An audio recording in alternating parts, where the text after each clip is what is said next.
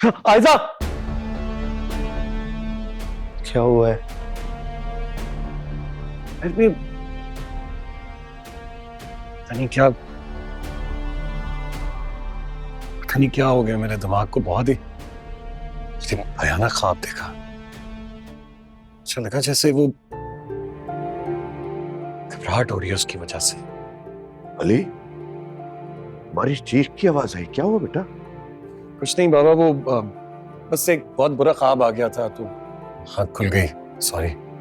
ऐसा करो तुम उसामा इसको बाहर लेके जाओ, खुली फिजा में लेके जाओ। जी बाबा। नहीं नहीं बाबा, मैं कह रहा हूँ ना घबराहट हो रही है, मैं कुछ देर खुद से अकेले वक्त गुजारना चाहता हूँ। आप जाइए, बल्कि आप जाइए, मॉम शायद परेशान होंगी। अरे मॉम को छोड़ो, तुम अपना ख्याल करो।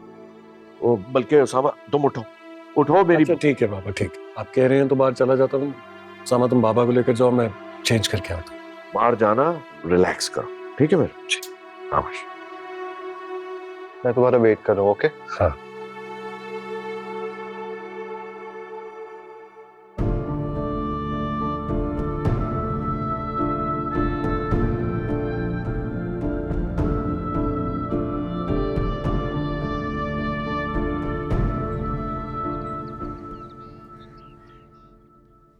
पता नहीं क्या हुआ, आज पहली बार है इस घर में नाश्ता टेबल पे लगा रहा लेकिन कोई आया ही नहीं।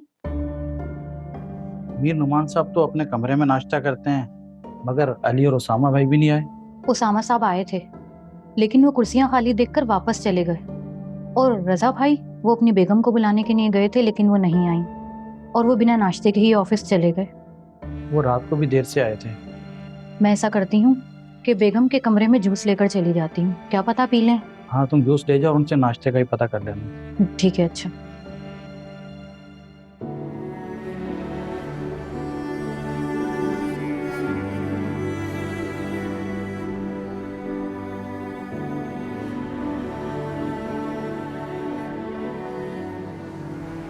आज का दिन कैसा है? पता नहीं यार, दिल बहुत घबरा रहा है, तबीयत अजीब सी हो रही है, गर्मी सी लग रही है, पसीना आ रहा है। आज गर्मी है? हाँ है ना, तुम्हें नहीं लग रही? मेरा तो दिल चाह रहा है मैं ये ठंडे ठंडे पानी में कूद जाऊं। अली एक बात बताओ, अगर आयजा तुम्हें ना मिली? क्यों नहीं मिलेगी आयजा मुझे? क्यों कह रहे हो तुम ऐसे? फर्ज करो अगर ना मिली तो? आयजा के बिना मैं अपनी जिंदगी का तसव्वुर भी नहीं कर सकता। ये बात मैंने अनाया को भी बता दी, कह दिया उससे कि मैं आयजा से मोहब्बत करता हूँ, उससे नहीं। उसने मुझसे आयजा का नंबर भी लिया था, पता नहीं बात की होगी उससे या नहीं। घर चले? हाँ चलो। सॉरी यार, तुम्हें भी मैंने नींद से डिस्टर्ब कर दिया ना। ओके, वैसे ही सुबह सुबह आना तो होता है।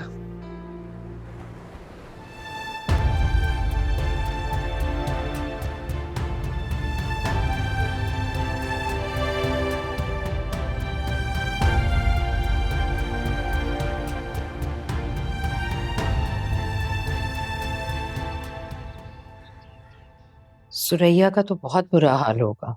बहुत बुरी हालत है सुरैया की। बार बार मुजफ्फर भाई की तस्वीर को उठाती है और उससे माफिया मांगती है, फिर ऐसा को याद करके बहुत रोती है और फिर रोते रोते बेहोश हो जाती है। निम्रा और फिजा ही तो संभाल रही है उसे।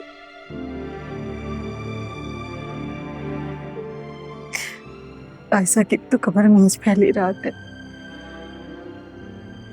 बहुत गजब की रात है ये। हाँ, एक माँ अपनी औलाद को कैसे भुला सकती है। जहाँ रवेगा, बहुत जुल्म किया है आपने। क्या आपको एहसास हो रहा है?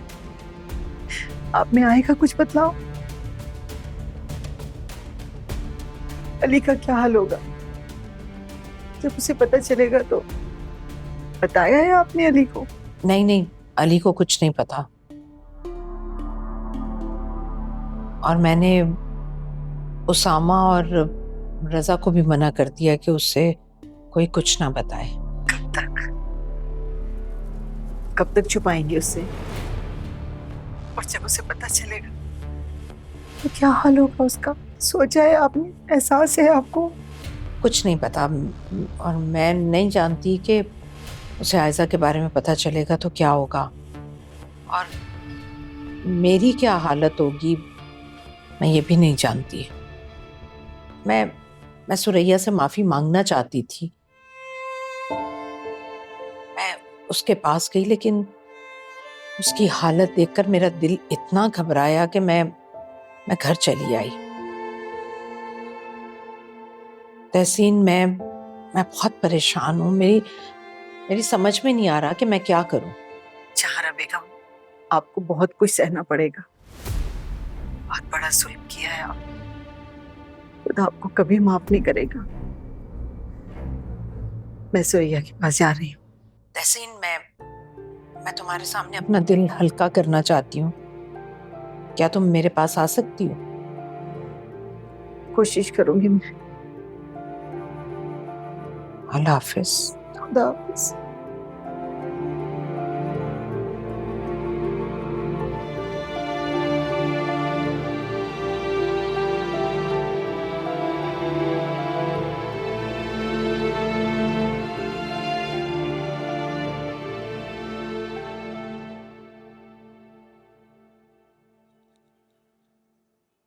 क्या आपको पता था कि वो अली को चाहती थी?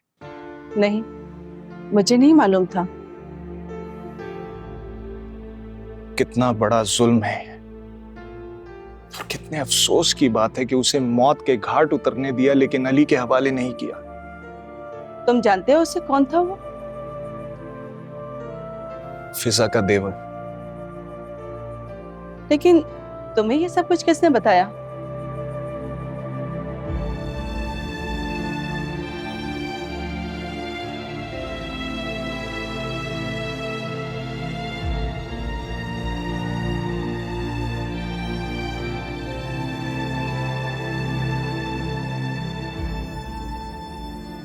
बेटा, मेरा तो ख्याल है तुम किसी चक्कर में ना पड़ो तो बेहतर है।